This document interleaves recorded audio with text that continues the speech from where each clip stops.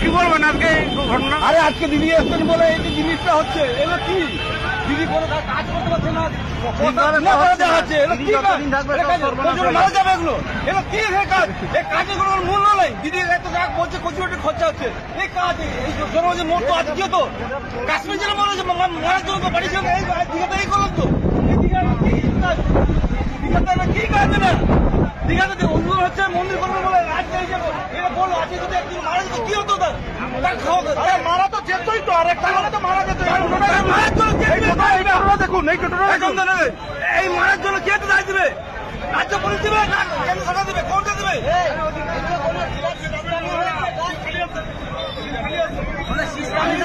আমার এই যে জায়গাটা, আমার এই জায়গাটা এখানে কেন হবে? উনি করেছেন কেন? কি জন্য? এটা রাজ্য সরকার করেছে, সেটা রাজ্য সরকার। এইটা তো ক্ষমতা রাজ্য সরকার কি করেছে? এটা কি জন্য করেছে? এটা করার জন্য কি করেছে? আজকে যদি মানুষ মারা যেত কি হতো?